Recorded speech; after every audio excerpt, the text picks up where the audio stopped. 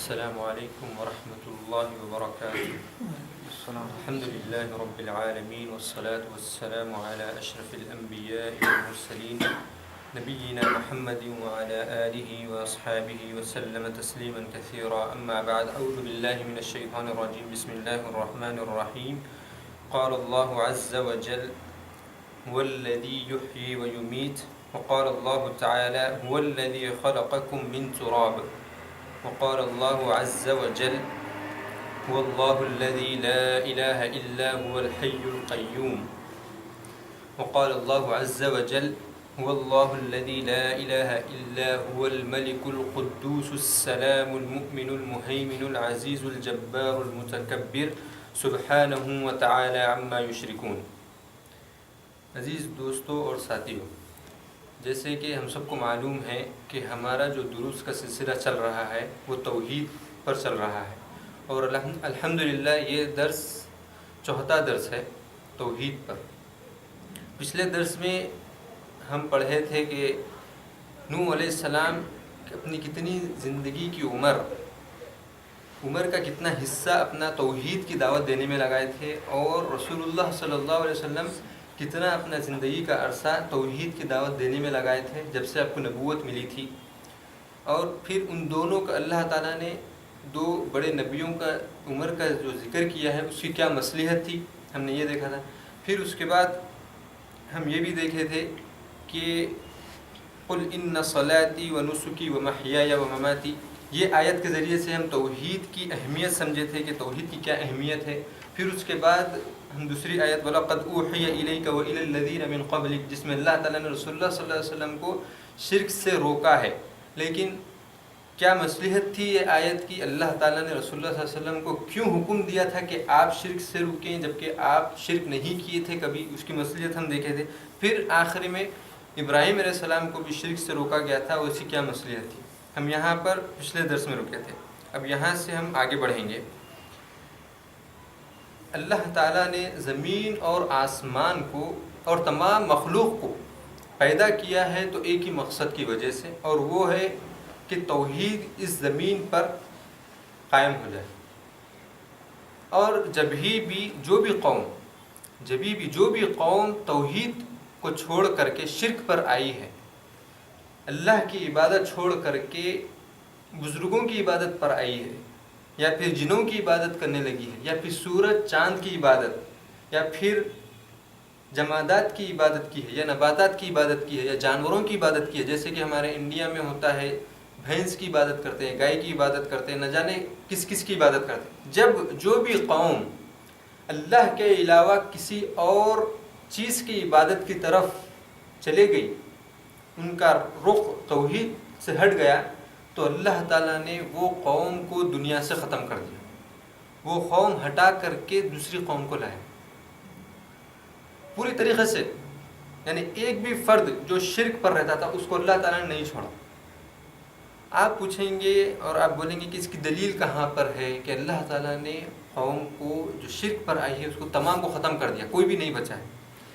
آپ قرآن اٹھا کر کے دیکھیں تو کئی آپ کو جو ہے نبیوں کے قصے ملیں گے جس میں اللہ تعالیٰ نے ہر قوم کو تباہ کیا ہے. لیکن میں آپ کے سامنے صرف ایک نبی کا قصہ کہ اللہ تعالیٰ نے اس نبی کی قوم کو کس طریقے سے جب وہ شرک پر آئی تو کس طریقے سے ہلاک کیا ہے. صرف ایک نبی کی مثال دیتا ہوں.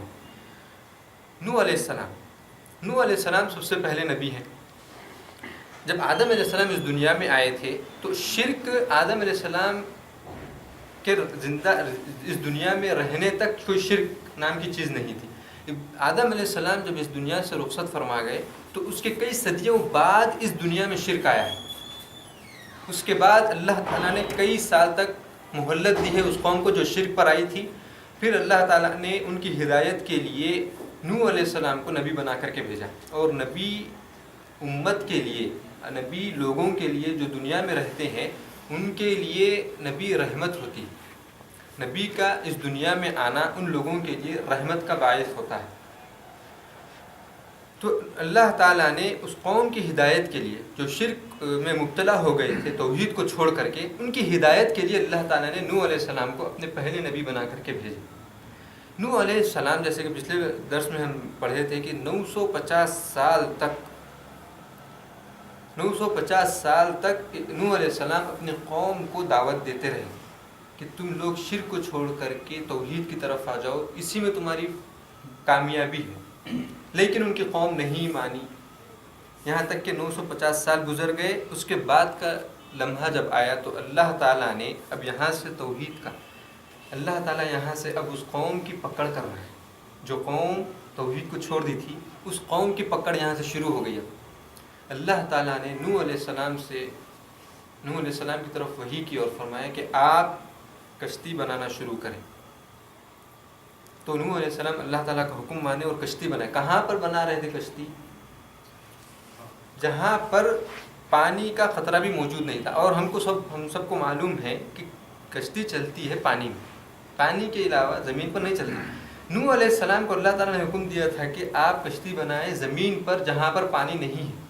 تو نوح علیہ السلام کشتی بنانے لگے، اور جو آپ کے ساتھ ایمان لائے تھے وہ آپ کی مدد کرنے لگے۔ ایمان لائے تھے لیکن بہت تھوڑے تھے، تو اللہ تعالیٰ نے حکم دیا کہ آپ کشتی بنائیں۔ تو نوح علیہ السلام کشتی بنانا شروع کی، اور یہ قصہ بہت معروف ہے، ہم کو اکثر معلوم ہے، لیکن اس قصے سے ہم کو کیا توحید کا درس ملتا ہے، یہ اصل چیز ہے۔ میں ایک بات بتلا دینا چاہتا ہوں کہ علم حاصل کرنا جو لکھا ہوا ہے، علم جو لکھا ہوا ہے وہ حاصل کرنا ہر ایک کے لیے آسان ہے۔ علم جو ہے، جیسے یہ کتاب میں احادیث ہے، اس کی شرح ہے، اس کا ترجمہ ہے، ہم لے کر کے پڑھتے ہیں، دنیا کا کوئی بھی فرد لے کر کے پڑھے وہ سمجھ جاتا ہے، لیکن اس حدیث میں کیا درس ملتا ہے وہ سمجھنا اصل چیز ہے۔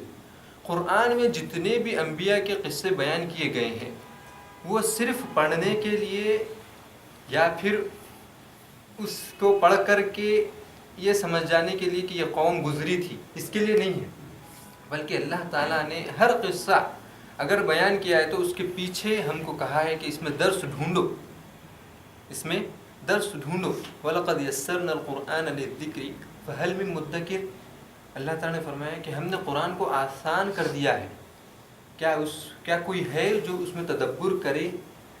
یہ آسان جو کر دیا ہے اس کا مطلب یہ ہے کہ آپ قرآن ہے، اور آج کے زمانے میں قرآن ہر جگہ ملتی ہے، اور ہر لینگویج کے ہر زبان میں اس کا ترجمہ کر دیا گیا ہے، بلکہ صرف ترجمے لفظ بہ لفظ ترجمہ ہی نہیں بلکہ تفسیر بھی آ گئی ہے اس کی۔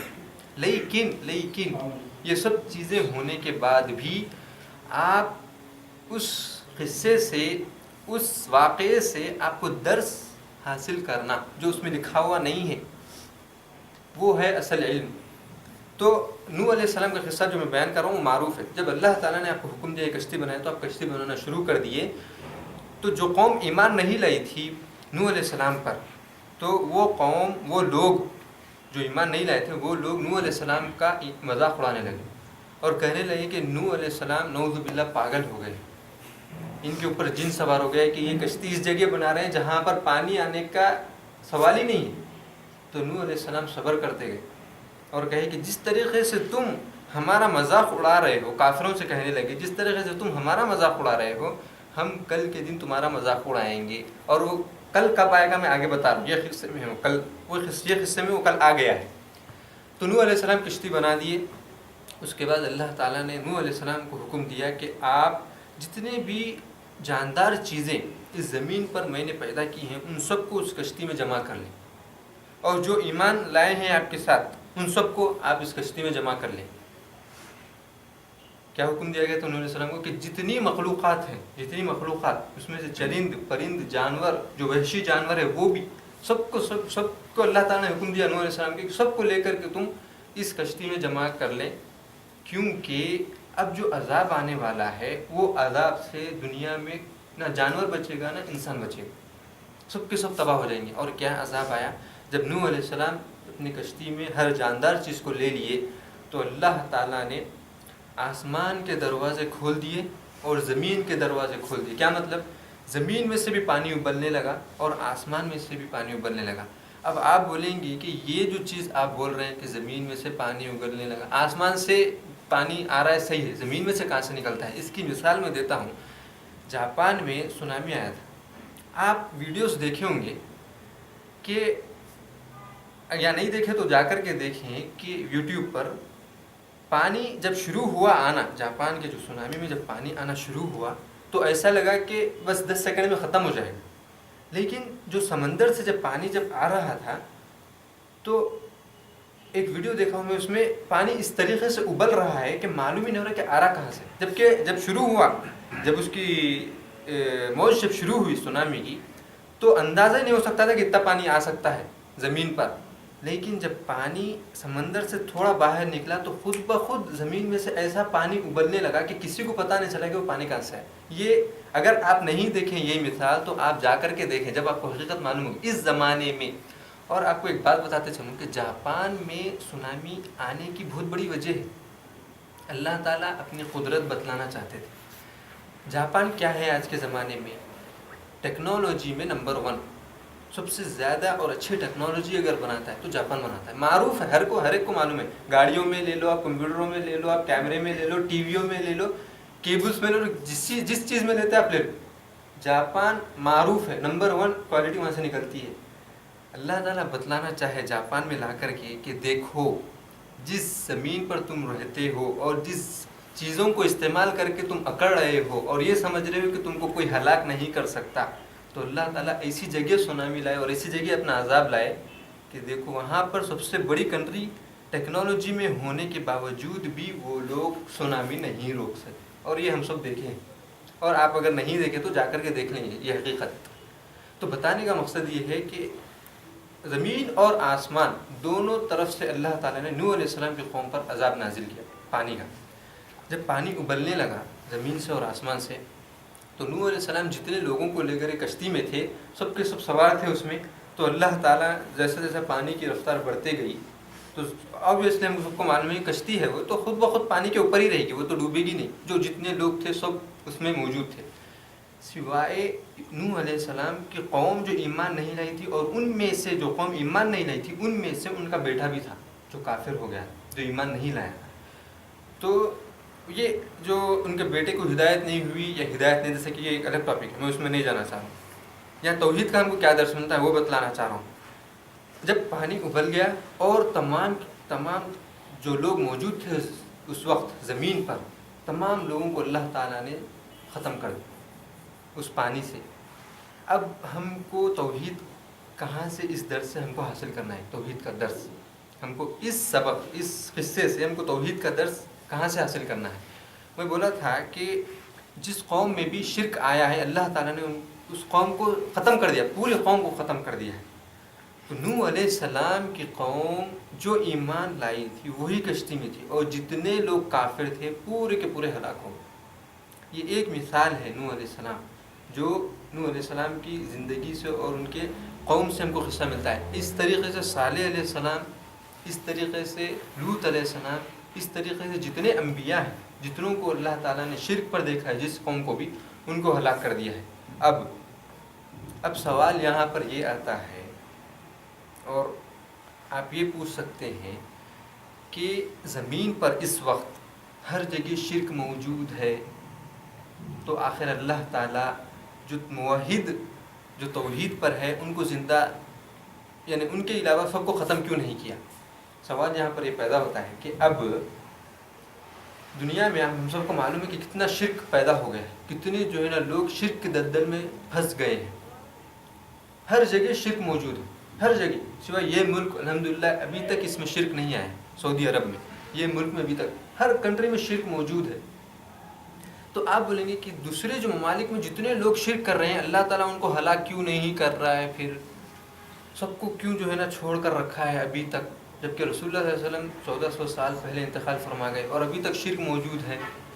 اس کا جواب یہ ہے کہ اللہ تعالیٰ، اور یہ جواب ہمیشہ آپ یاد رکھیں کہ کیوں اس قوم کو ہلاک نہیں کیا کرتے ہیں اللہ تعالیٰ کیوں ہلاک نہیں کر رہے ہیں اور ہلاک نہیں کریں گے جب تک اللہ کا وعدہ نہیں آئے گا. اور کیا وعدہ ہے وہ؟ اس قوم کو جو اب موجود ہے اس دنیا میں، اس قوم کو ہلاک نہیں کرنے کا سبب یہ ہے کہ اس امت کے بعد کوئی اور امت نہیں ہے. امت محمدیہ صلی اللہ علیہ وسلم کے بعد کوئی اور امت آنے والی نہیں ہے. یعنی کہ رسول اللہ صلی اللہ علیہ وسلم آخری نبی تھے. اسی لیے یہ نبی کی امت جو امت محمدیہ کہلاتی ہے صلی اللہ علیہ وسلم، یہ امت کے بعد کوئی اور امت آنے والی نہیں ہے، اور اس نبی کے بعد کوئی اور نبی اس دنیا میں تشریف لانے والے نہیں ہیں۔ اگر کوئی اور نبی آنے والے ہوتے تو لازماً اللہ تعالیٰ اس قوم کو ہلاک کر کے جو قوم توحید پر رہتی اس کو ثابت قدم رکھتے، اور پھر ان میں سے جب شرک آتا تو پھر نبی کو بھیجتے اللہ تعالیٰ، جیسے کہ اللہ تعالیٰ نے اپنی سنت کو جاری رکھی ہے۔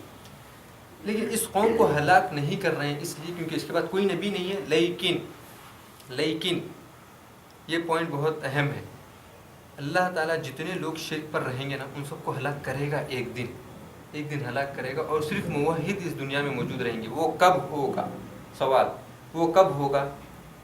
پھر سے دوہراؤں اپنی بات کہ ایک دن آئے گا کہ اللہ تعالیٰ تمام مشرکوں کو، چاہے وہ مسلمانوں میں سے ہو جو شرک کرتے ہیں یا پھر جو غیر مسلم ہے، وہ تو مسلمان ہے ہی نہیں، وہ تو شرک پر ہی ہے، جو اللہ پر ایمان لائے نہیں، ان کو بھی اللہ تعالیٰ ایک دن ہلاک کرے گا۔ لیکن وہ دن آئے گا کب؟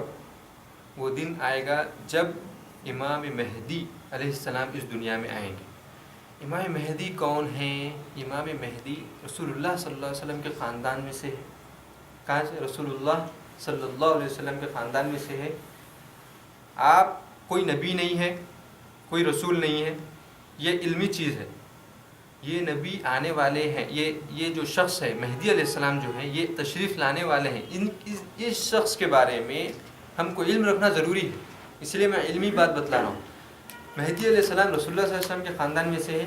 مہدی علیہ السلام کوئی نبی یا رسول نہیں ہے، بلکہ کیا ہے؟ ایک بادشاہ ہے، ایماندار اور عدل کرنے والے بادشاہ ہیں۔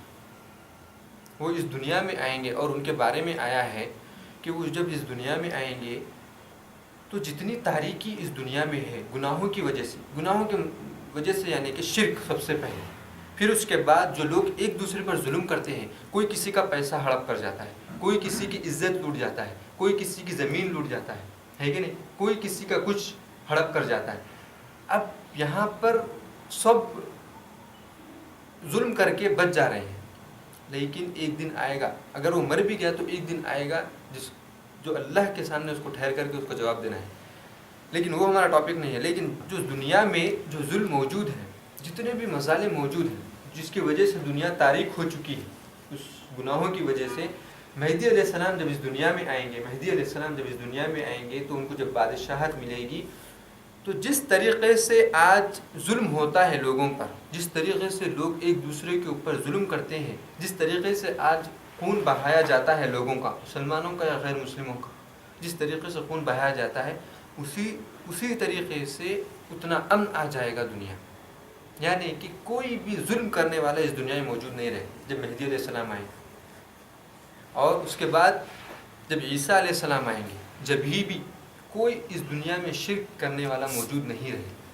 پھر اس کے بعد جب مہدی علیہ السلام کا انتقال ہوگا، پھر عیسیٰ علیہ السلام کا انتقال ہوگا، پھر اس کے بعد سب سے خبیث لوگ پیدا ہوں گے اس کے بعد، اور ان کے اوپر قیامت آئے گی۔ لیکن میں پوائنٹ جو بتلانا چاہتا ہوں اس میں کہ یہ جو امت ہے، اب جو اس دنیا میں جو لوگ موجود ہیں شرک پر، ان کو اللہ تعالیٰ ہلاک اس لیے نہیں کر رہے ہیں کیونکہ اس کے بعد کوئی نبی نہیں ہے اور کوئی امت آنے والی نہیں ہے۔ لیکن یہ چیز جو لوگ شرک پر ہے ان کو اللہ تعالیٰ ضرور ہلاک کریں گے، لیکن کب؟ جب مہدی علیہ السلام کا ظہور ہوگا، عیسیٰ علیہ السلام کا ظہور ہوگا۔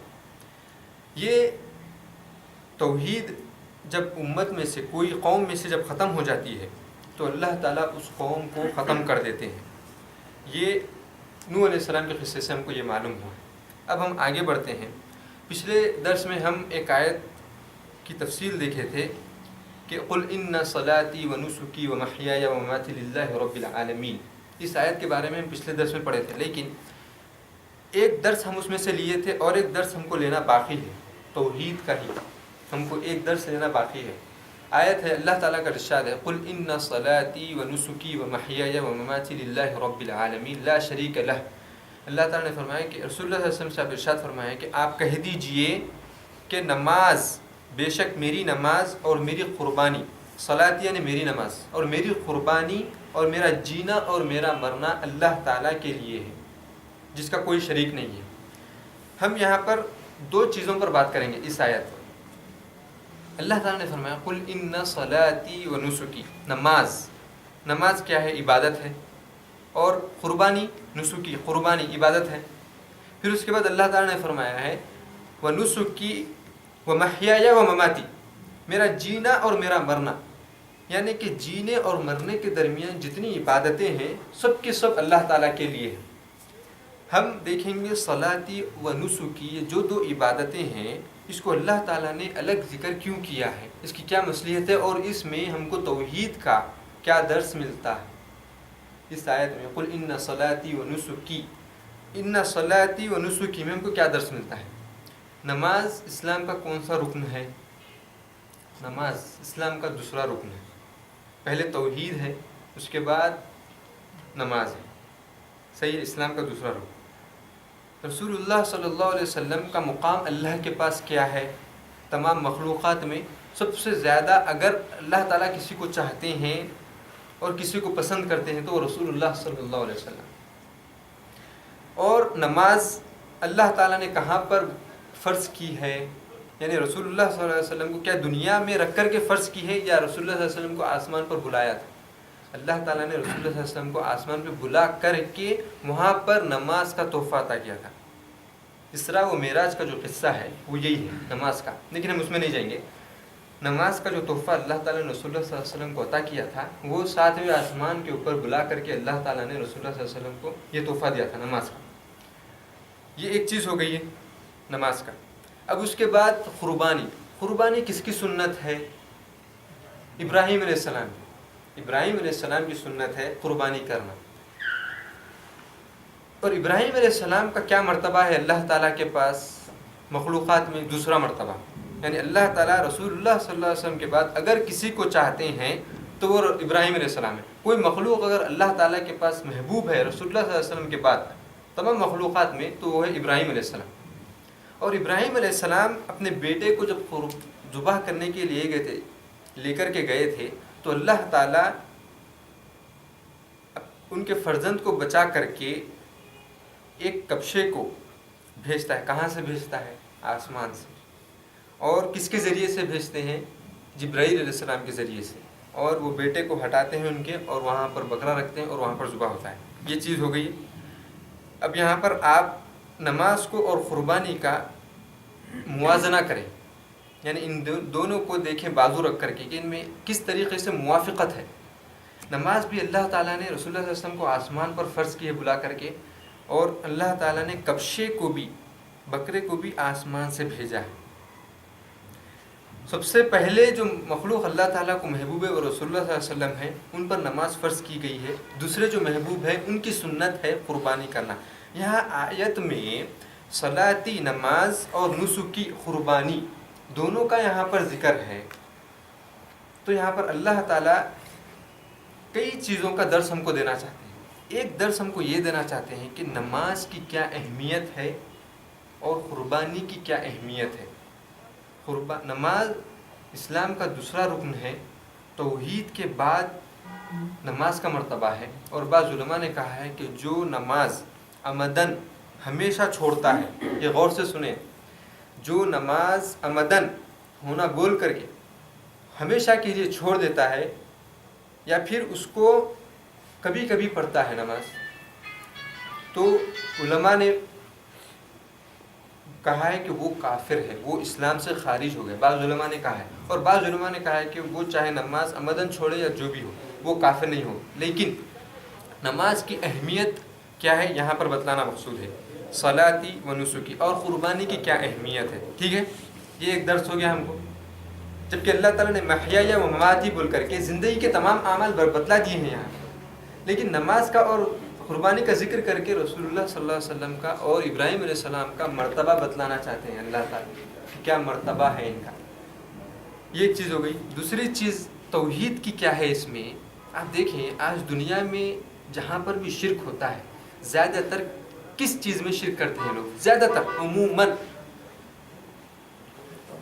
سنیں، سجدہ جو ہے وہ نماز کا رکن ہے. کئی ارکان میں سے، کئی اہم ارکان میں سے ایک رکن سجدہ ہے اور ایک رکن رکوع بھی ہے. تو آج آپ دیکھیں کہ جتنے لوگ شرک پر موجود ہیں زیادہ سے زیادہ یہ رکن جو سجدہ اور رکوع ہے اسی رکن کو لے کر کے شرک کرتے ہیں. نماز کا جو رکن اہم رکن ہے، اور اللہ تعالیٰ نے فرمایا ہے کہ سجدہ جب مسلمان یا جب بندہ جب سجدے میں ہوتا ہے تو اللہ کے سب سے زیادہ قریب ہوتا ہے. اسی لیے رسول اللہ صلی اللہ علیہ وسلم نے فرمایا کہ اللہ تعالیٰ سے سجدے میں زیادہ سے زیادہ دعا کرو کیونکہ تم اس کے قریب ہوتے ہو. تو یہ جو سجدہ ہے اور رکوع ہے، اسی کو آپ دیکھیں دنیا میں اکثر یہی دو چیز لے کر کے لوگ شرک پر موجود ہیں. یہی دو چیز کے ذریعے سے لوگ شرک کرتے ہیں. یہ نماز کا حصہ لے کر کے جس کی اہمیت اللہ تعالیٰ نے الگ بیان کی ہے کہ ان صلاتی، یہ لے کر کے لوگ شرک کرتے ہیں. یہ ہو گیا نماز کا. اب ہے قربانی. اور ایک چیز آپ دیکھیں، جب شرک لوگ کرتے ہیں تو زیادہ سے زیادہ نظر و نیاز کرتے ہیں، بکرا ذبح کرتے ہیں، گائے ذبح کرتے ہیں، دیگچے چڑھاتے ہیں. یہ سب قربانی میں شامل ہے. اللہ تعالیٰ نے قربانی کا ذکر الگ کر کے ابراہیم علیہ السلام کی سنت کی اہمیت بتلائی ہے، اور ابراہیم علیہ السلام کا کیا مرتبہ ہے وہ بتلایا ہے، اور کہا ہے کہ ابراہیم علیہ السلام کی جو سنت ہے وہ صرف میرے لیے کی جائے. لیکن تم لوگ زیادہ سے زیادہ نماز کے ارکان اور قربانی کو لے کر کے شرک کرتے ہیں. تو ان دو چیزوں کو اللہ تعالیٰ الگ کر کے بتلانے کا مقصد، بتلانا یہ چاہتے ہیں ان دو چیزوں کو الگ کر کے کہ ان دو چیزوں کی اہمیت اللہ تعالیٰ کے پاس بہت ہے. کس کی؟ نماز کی اور قربانی کی. تو ان دو چیزوں کو لے کر کے جو لوگ شرک کرتے ہیں ان کو تحذیر ہے، ان کو بتلانا ہے کہ اللہ تعالیٰ نے تمام اعمال کا ذکر نہیں کیا ہے بلکہ ان دونوں کا ہی ذکر کیا ہے. اور زیادہ سے زیادہ لوگ شرک کرتے ہیں اسی دو چیزوں میں. زیادہ سے زیادہ، اکثر دوسرے چیزوں میں بھی کرتے ہیں لیکن اکثر یہی کرتے ہیں. اب ہم کو اس میں سے ایک عملی چیز سیکھنا ہے، ایمان، جس سے ہمارا ایمان تازہ ہو. یہاں پر میں سجدے کا ذکر کیا تھا. اللہ تعالیٰ، رسول اللہ صلی اللہ علیہ وسلم کی حدیث ہے جو شفاعت کی حدیث ہے، اور اس سے یہ حدیث بیان کرنے سے پہلے بتلا دینا چاہتا ہوں کہ جب آپ سجدہ کرتے ہیں، نماز جب آپ مسجد میں پڑھتے ہیں یا گھر میں پڑھتے ہیں، تو جب آپ اپنا سر، جس کی حقیقت اور جس کی اصلیت آپ کو معلوم ہے کہ اس چیز سے بڑھ کر کے آپ کے جسم میں کوئی اور چیز اہمیت نہیں رکھتی، یعنی جتنا معزز آپ اس چہرے کو سمجھتے ہیں وہ کسی اور چیز کو نہیں سمجھتے. یہ مطلب میرا بولنے کا. آپ اس چیز سے سمجھیں کہ کوئی آپ کو جسم پہ کوئی بھی حصے پر مار لے، آپ کو کبھی جو ہے نا اتنا غصہ نہیں آتا. اگر آپ کے چہرے پر یا آپ کی جو ہے نا سر پر جب آپ کو کوئی مارتا ہے تو آپ کو بہت غصہ آتا ہے. کیوں؟ کیونکہ سب سے معزز چیز آپ کا چہرہ ہے. سب سے معزز چیز آپ کا چہرہ ہے. تو آپ اس چہرے کو اگر آپ کو چہرے پر مار دے تو آپ کو غصہ سب سے زیادہ اسی وقت آتا ہے.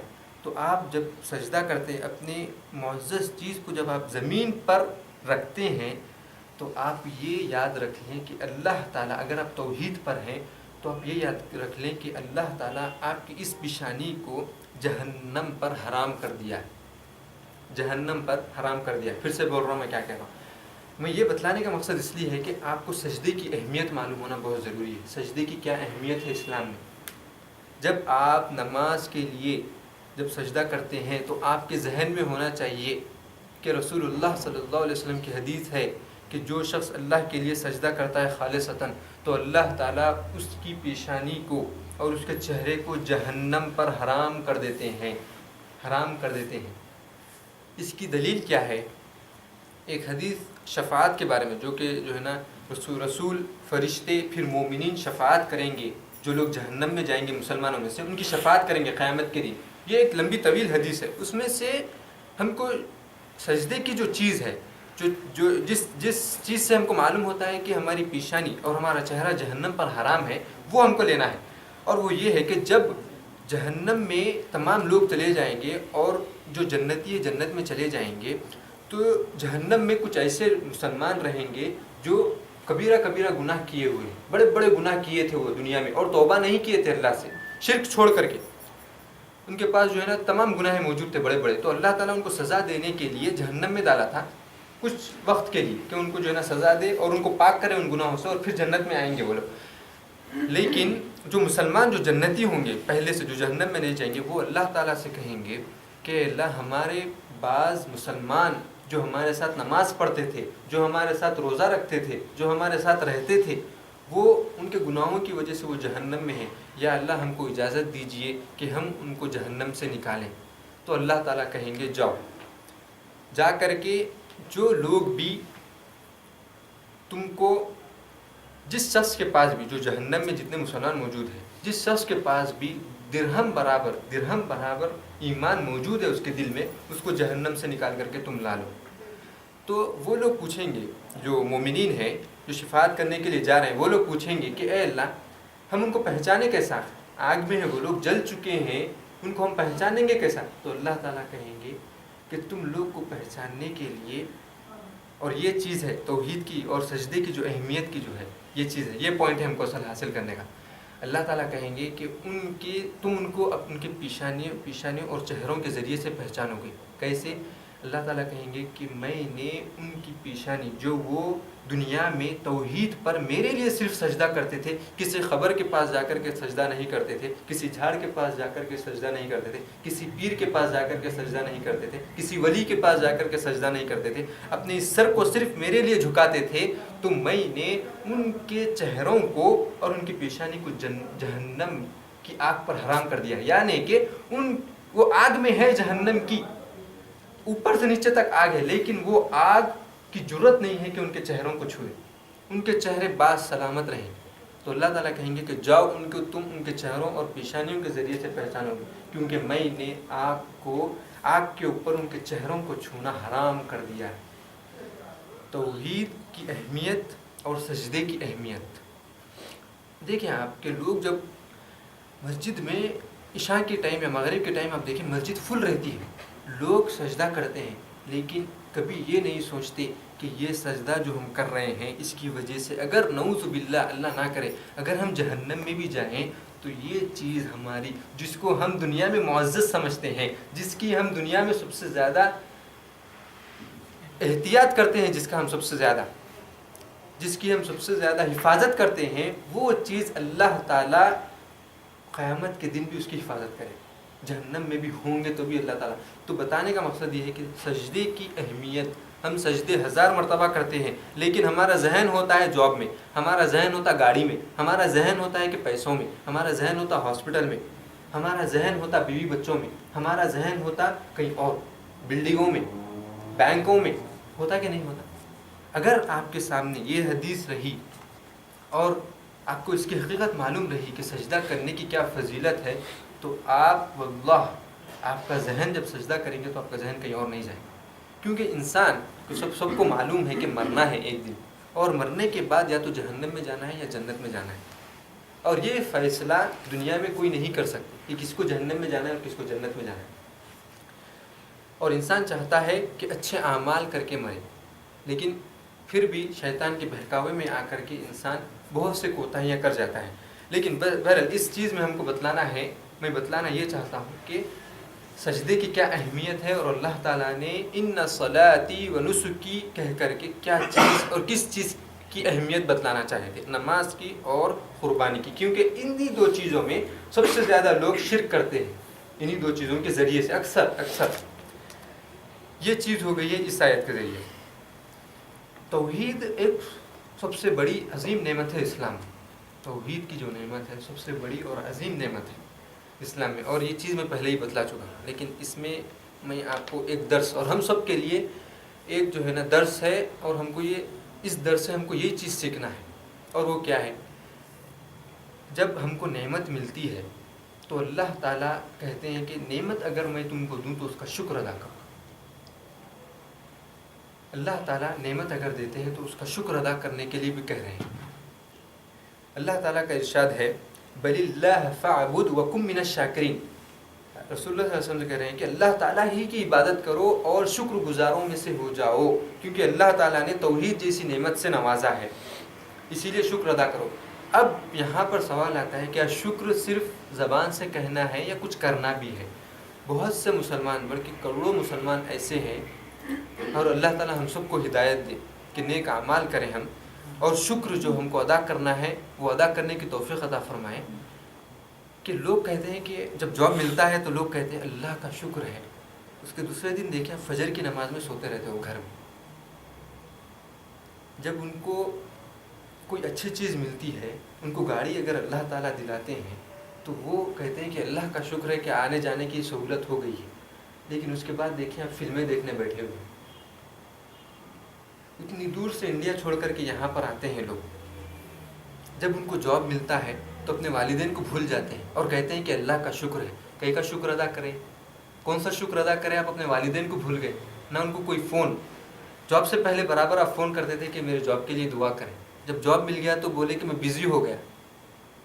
جبکہ آپ کے پاس دن میں اگر آپ ٹائم نکالیں 2 سے 3 گھنٹے آپ کو نکل جاتے فارغ جو ہوٹلوں میں جو گزارتے یا پھر سو کر کے جو گزارتے اننیسیسری، وہ چیز آپ عبادت میں لگا سکتے. والدین کو بھول کر کے آپ کیا شکر ادا کر رہے ہیں اللہ کا؟ والدین کا حق مار کر کے آپ کیا شکر ادا کر رہے ہیں اللہ کا؟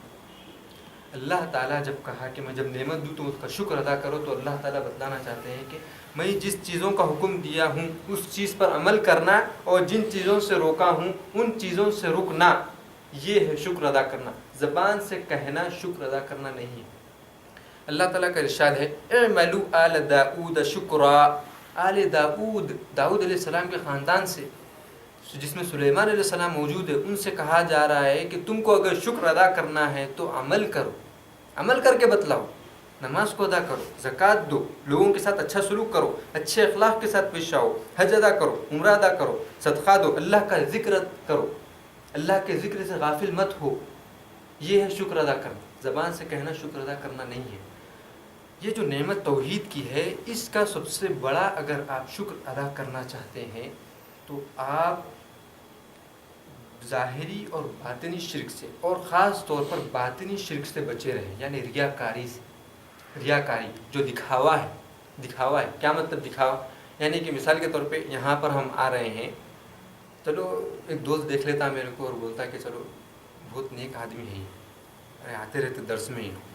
آپ کا مقصد دوستوں کو دکھانا ہے، اللہ کے لیے نہیں ہے. یہ جو ہے نا مخفی ہے، شرک اصغر کہتے ہیں اسے. یہ شرک سے بچنا سب سے بڑی چیز ہے. اور یہ جو نعمت ہے اس نعمت کو حاصل کر کے، اور یہ درس میں اس درس سے ہم کو یہ درس لینا ہے کہ آپ جو توحید کی جو نعمت آپ کے پاس ہے، اس توحید کے ذریعے سے آپ غرور و تکبر میں نہیں پڑنا. غرور و تکبر میں نہیں پڑنا. غرور و تکبر میں نہیں پڑنا. آپ بولیں گے توحید پر میں عمل کر رہا ہوں تو اس میں غرور و تکبر کہاں سے آ گیا بھائی؟ غرور و تکبر آپ جہاں سے سوچتے بھی نہیں نا، وہاں سے شیطان آپ کو غرور و تکبر میں ڈالتا. کس طریقے سے؟ دیکھیں آپ راستے سے جا رہے ہیں مثال کے طور پہ، اور آپ جو ہے نا ایک شخص کو درگاہ سے نکلتے ہوئے دیکھیں، تو آپ سوچتے، آپ کے ذہن میں شیطان یہ ڈالتا کہ یہ آدمی مشرک ہے، جہنمی ہے، میں بڑا پاک ہوں، توحید پر ہوں، جنتی. یہ جو نکل رہا ہے درگاہ سے اللہ کے غیر اللہ کو سجدہ کر کر کے، یہ جہنمی ہے. آپ کے ذہن میں شیطان جو ہے نا یہ فتویٰ لگا دیتا کہ تم جہنمی، یہ شخص جہنمی، میں بڑا پاک، میں توحید پر ہوں، میں جنتی ہوں. بلکہ آپ کو خود نہیں معلوم ہوتا ہے کہ آپ کے اندر کتنے گناہ موجود ہیں. اور کسی شخص کے اوپر اس دنیا میں رہتے ہوئے کسی شخص کے اوپر جنتی ہونے یا جہنمی ہونے کا حق کسی کو نہیں. کوئی یہ نہیں بول سکتا کہ یہ جہنمی ہے، میں جنتی ہوں. کسی کو یہ حق نہیں ہے. اگر آدمی، ایک کافر آدمی، اور بہت ہی جو ہے نا آج کے زمانے میں شیطان ہم کو بہت بہکاتا ہے ان چیزوں میں، اور وہ یہ ہے کہ آج کے زمانے میں ہم جب ٹی ویوں میں یا اخباروں میں یا پھر جو ہے نا انٹرنیٹ پر یا پھر میگزینس میں جب کسی شخص کو ہم دیکھتے ہیں جس کی داڑھی نہیں ہے، یا پھر جو ہے نا جو کافروں کا لباس پہنا ہوا ہے، ٹائی لگایا ہوا ہے، جس کے پینچے ٹخنے سے نیچے ہیں، تو ہم سمجھتے ہیں کہ یہ بڑا گنہگار، یہ سب سے بڑا جہنمی. اور اپنے آپ کو دیکھتے ہیں میں داڑھی والا، میرا پینچا اوپر، میں جھبا پہنتا ہوں، میں ٹوپی پہنتا ہوں، میں جنتی. آپ کو کون حق دیے کہ آپ اس کو جہنمی بولیں اور آپ اپنے آپ کو جنتی بولیں؟ ہو سکتا ہے وہ ظاہری داڑھی نہیں رکھا ہوگا، لیکن ہو سکتا ہے وہ والدین کا فرما بردار ہوگا، اور آپ داڑھی رکھ کے سب کر کے والدین کی نافرمانی کر رہے ہیں، اور آپ کو شیطان تکبر میں ڈال دیا، غرور میں ڈال دیا. یہی ذریعے سے توحید آپ کے پاس نعمت ہے، لیکن شیطان جب آپ کو کسی دوسرے شخص کو شرک پر دیکھتا ہے تو آپ کو تکبر میں ڈال دیتا ہے اور آپ سمجھ بھی نہیں سکتے اس چیز. اسی طریقے سے جب ہم مسجد میں نماز پڑھ رہے ہوتے ہیں، ہمارے بازو ایک بنگالی ہوتا ہے یا پھر جو ہے نا کوئی ایسا شخص ہوتا ہے جو غریب ہے دیکھنے میں اور داڑھی بھی نہیں رکھا ہے اور جو ہے نا اسلامک دکھتا بھی نہیں ہے، تو ہم ہمارے دل میں فوری شیطان ڈالتا ہے اس کی نماز قبول نہیں ہوتی. داڑھی نہیں ہے، پہنچے ٹخنے کے نیچے ہے، وضو بھی صحیح آتا کہ نہیں کہ اس کو، یہ سب شیطان جو ہے نماز میں، جبکہ آپ کے بازو ٹھہرا ہوا ہے اور وہی مسلمان ہے. اور ایک بات میں بتلا دینا چاہتا ہوں کہ کوئی بھی مسلمان جو لا الہ الا اللہ کہتا ہے، محمد الرسول اللہ کہتا ہے، اس کو آپ کبھی حقیر نہیں سمجھنا، کبھی اپنے سے کمتر نہیں سمجھنا. جس دن آپ یہ سمجھے کہ فلاں شخص میرے سے کمتر ہے اللہ کے پاس، اسی دن اللہ کی نظروں میں، مسلمانوں کی نظروں میں نہیں بلکہ اللہ کی نظروں میں گر گیا. کیونکہ اللہ تعالیٰ کو تکبر، فخر پسند نہیں.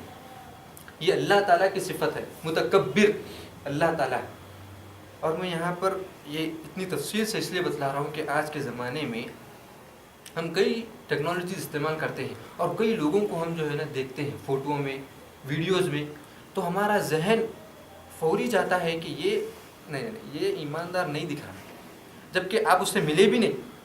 ویڈیو میں دیکھ رہے ہیں، آپ کے ذہن میں شیطان ڈالتا ہے نہیں یہ جنتی نہیں ہو سکتا، ظاہری حلیے سے آپ گور ہیں. تو بتلانے کا مقصد یہ ہے کہ آپ کسی مسلمان کو جو لا الہ الا اللہ محمد الرسول اللہ کہتا ہے، اس کو کبھی کمتر نہیں سمجھنا اپنے سے، بلکہ آپ اگر دین پر استقامت حاصل کرنا چاہتے ہیں، اپنے آپ کو مومن ثابت کرنا چاہتے ہیں، اپنے آپ کو اللہ کی رحمت کے مستحق اگر کرنا چاہتے ہیں، تو آپ جبھی بھی کسی بھی شخص کو دیکھو، چاہے اس کی حالت ظاہری کچھ بھی ہوگی، ظاہری اس کی حالت جو بھی ہو، لیکن اس کے بارے میں جہنمی ہونے کا یا پھر اللہ کی نظر میں اپنے آپ کو بڑا سمجھ کر کے اس کو چھوٹا کرنے کبھی ذہن میں نہیں، کبھی نہیں. یہ چیز اکثر ہوتی ہے آج کے زمانے میں، شیطان بہت زیادہ ہم کو کرتا ہے. تو میں اسی لیے یہ واضح کر رہا ہوں کہ ہم کسی مسلمان کے بارے میں، بلکہ کافر کے بارے میں بھی آپ نہیں بول سکتے کہ یہ جنتی ہے، جہنمی ہے.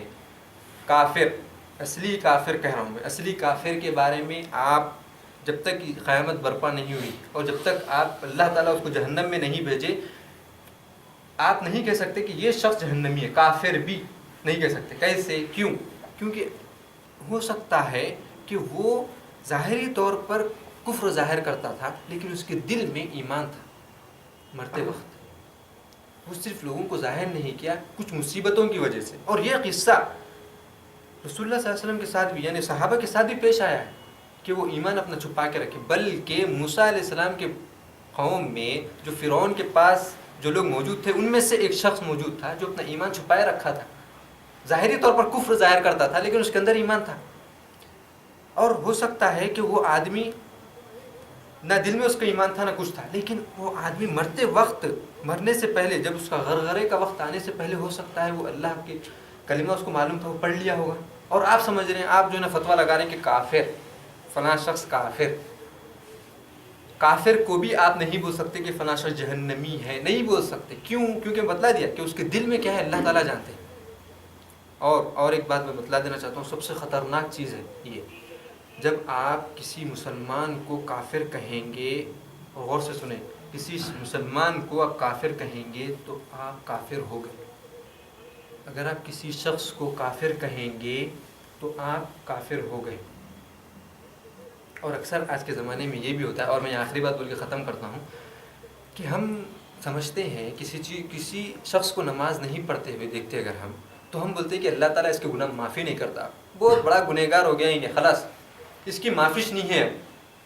یہ بہت ہی خطرناک جملہ ہے. اور کیا خطرناک جملہ ہے سنیں آپ. رسول اللہ صلی اللہ علیہ وسلم نے فرمایا، صحیح حدیث ہے، کہ جو شخص کسی بندے کے بارے میں کہتا ہے کہ فلاں شخص گنہگار، اس کو اللہ تعالیٰ گناہ معاف نہیں کریں گے. کوئی شخص یہ بولتا ہے کسی مسلمان کے بارے میں، کسی اپنے بھائی کے بارے میں، تو اللہ تعالیٰ کہتے ہیں کہ وہ کون ہوتا ہے جو میری رحمت کو رکائے؟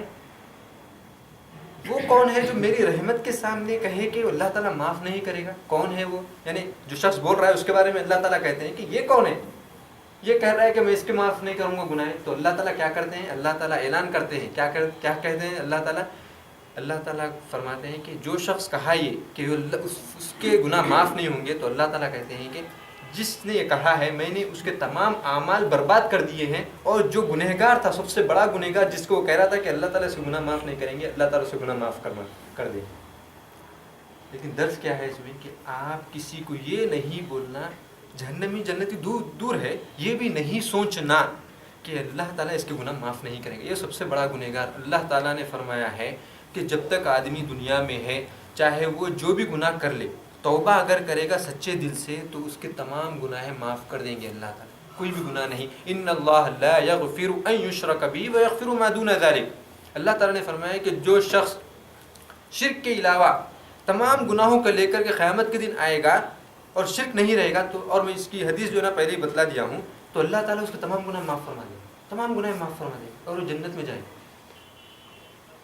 ان اللہ لا یغفر ان یشرک بہ. اللہ تعالیٰ کے ساتھ شرک کرنے والوں کو اللہ تعالیٰ معاف نہیں کرے گا. لیکن دنیا میں اگر ہے اور توبہ کر لیا تو اللہ تعالیٰ اس کو معاف کرے گا. لیکن بتلانے کا مقصد، اس تمام بات کے بتلانے کا مقصد یہ ہے کہ آپ کبھی بھی توحید جیسی نعمت لے کر کے آپ کے اندر شیطان انجانے میں تکبر میں اور کبر میں اور گھمنڈ میں نہ ڈالیں کہ میں اچھا وہ اچھا.